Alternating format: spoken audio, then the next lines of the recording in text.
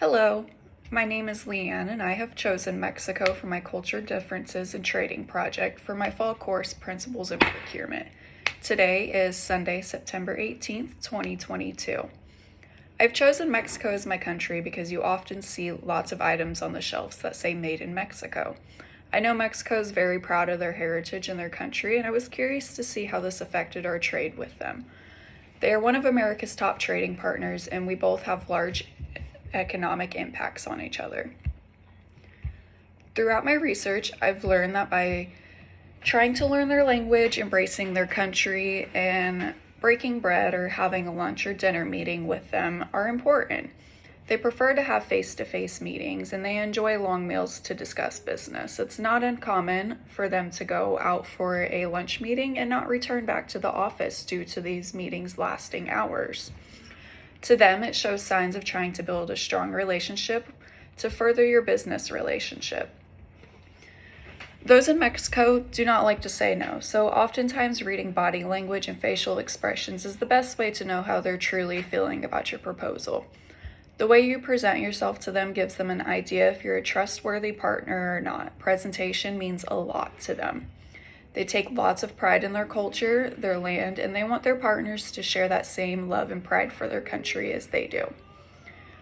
They thoroughly enjoy when you embrace and when you want to learn and sharing what they have.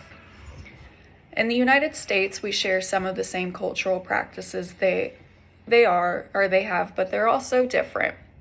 In the United States, we like to have a strong relationship with our suppliers, but it's not a top priority. We will choose who will benefit our company better over who we have a closer relationship with. Americans hold meetings, but not typically super long lunches or dinners. We're very cut to the chase with our answers, and we don't really beat around the bush. So we'll tell you straight up, no, we don't rely on you to read our body language, whereas in Mexico, they don't necessarily like to say no, but their body language can give off that vibe that they aren't really feeling it. We're the same in Mexico's presentation.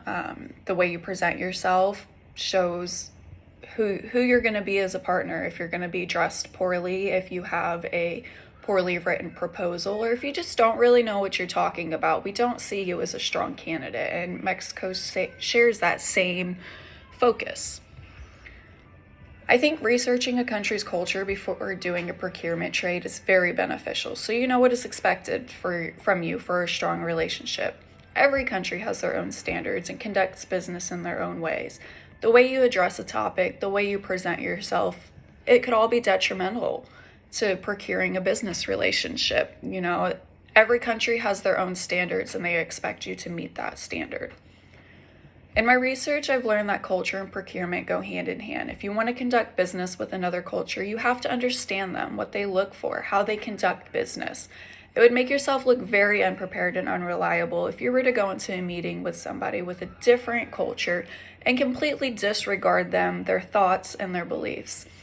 If you can show that you understand, that you have empathy, and that you embrace their culture, their heritage, share some of the same things that they do, then you can be a reliable, trustworthy partner, that you are open-minded and you're willing to learn and see things from their view.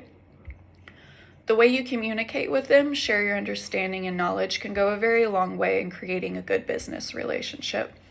Every country has their own culture, their own way of understanding, and their own way of conducting business. No two are alike. I'm not saying you have to do everything by their book. You can keep your own sense of culture in these relationships. But again, understanding, empathy, and respecting their cultural beliefs can go a very long way.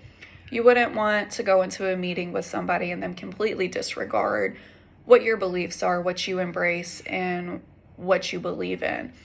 Mexico's very big on that. They want to share their land. They want you to see the beauty of their country, of their morals, of their cultural beliefs. They want you to have an open mind. They want to share with you just as much as they want you to share yours with them. In my research, I got most of my information from EDC.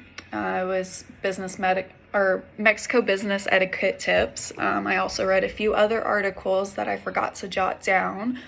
But I did a little bit of research. I spoke with a couple people that I work with that are from this culture just to kind of understand how much they embrace it and how prideful they are of it.